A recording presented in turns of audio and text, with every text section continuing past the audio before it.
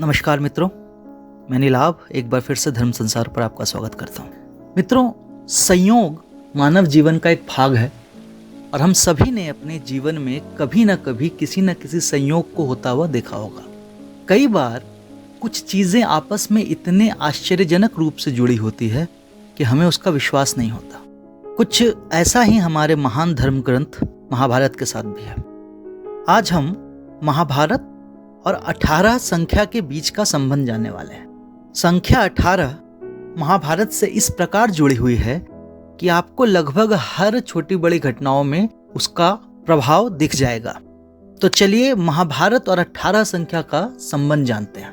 इसका सबसे पहला संबंध तो स्वयं महाभारत का युद्ध ही है।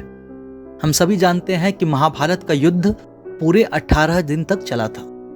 इस युद्ध में कौरवों की ओर से जहां पितामह भीष्म, द्रोण, कर्ण और मद्रराज शल्य ने सेनापति का प्रभार संभाला, वहीं पांडवों की ओर से धृष्टद्युम्न 18 दिनों तक सेनापति के पद पर आसीन रहे। इस युद्ध में आश्चर्यजनक रूप से दोनों ओर से 18 अक्षौहिणी सेना लड़ी। पांडवों की ओर से 7 अक्षौहिणी सेना और कौरवों की ओर से 11 अक्षौहिणी सेना ने इस युद्ध में भाग लिया और इस महान युद्ध की समाप्ति पर उन सभी 18 अक्षौहिणी सेना का नाश हो गया। पिछले वीडियो में हमने अक्षौहिणी सेना के विषय में चर्चा की थी और आपको यह जानकर आश्चर्य होगा कि अक्षौहिणी सेना के प्रत्येक भाग को यदि हम जोड़ें तो वो योग भी 18 ही आता है।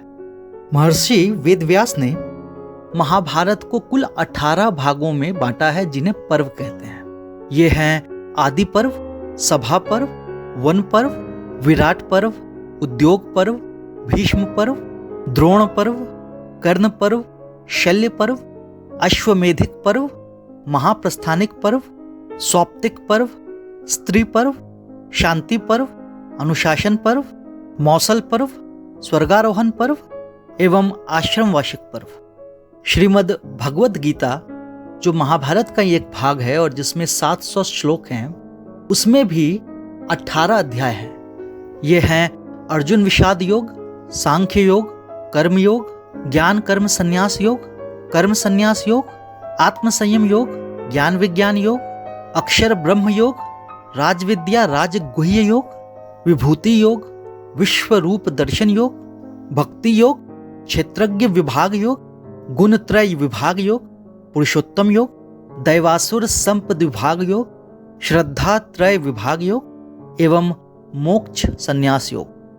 महाभारत के सूत्रधार भी कुल 18 बताए गए हैं। ये वो लोग हैं जिनकी वजह से महाभारत हुआ और इन्होंने महाभारत के युद्ध में महत्वपूर्ण भूमिका निभाई। ये हैं धृतराष्ट्र, दुर्योधन, दुःशासन, कर्ण, शकुनी, भीष्म, द्रोण, कृपाचार्य, अश्वत्थामा, कृतवर्मा, युधिष्ठिर, भीम, अर्जुन, नकुल, सहदेव, द्रौपदी, विदुर और श्री कृष्ण। श्रीमद् भगवद गीता में श्री कृष्ण ने अर्जुन को एक श्रेष्ठ मनुष्य के कुल 18 लक्षण बताए हैं। महाभारत का युद्ध समाप्त होने पर दोनों ओर से कुल 18 योद्धा जीवित बचे। कौरवों की ओर से 3, कृपाचार्य, अश्वत्थामा और कृतवर्मा, और पांडवों की ओर से श्री कृष्ण और पांडवों को लेकर के कुल 15 योद्धा जीवित बचे।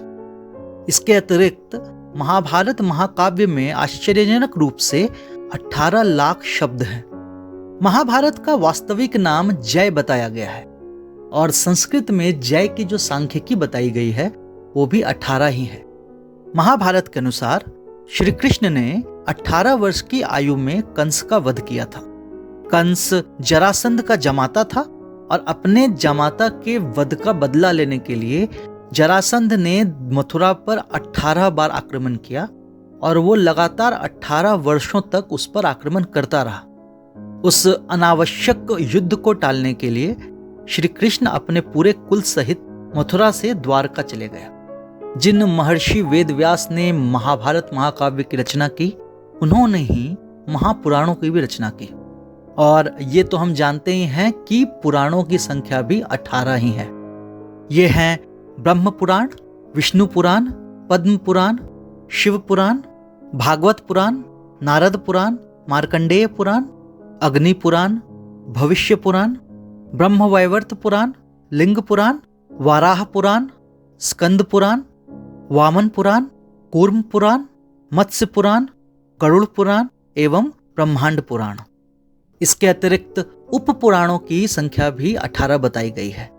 ये हैं आदि, नृसिंह, नंदी, शिवधर्म, आश्चर्य, नारदीय, कपिल, मानव, उष्णाशा, ब्रह्मांड, वरुण, कालिका, माहेश्वर, सांब, सौर, पराशर, मारीचि एवं भार्गव पुराण। सोचिए ये कितना आश्चर्यजनक है कि महाभारत के साथ 18 संख्या इतनी गहराई से जुड़ी हुई है।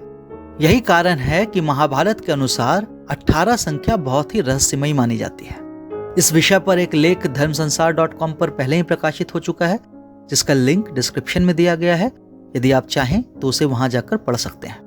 यदि आपको ये वीडियो पसंद आया हो तो आप इसे लाइक कर सकते हैं और हमारे चैनल को सब्सक्राइब कर सकते हैं। यदि आपको हमारे वीडियो ज्ञानवर्धक लगते हो तो आप इसे अपने परिवारजनों और अपने मित्रजनों के साथ साझा कर सकते हैं।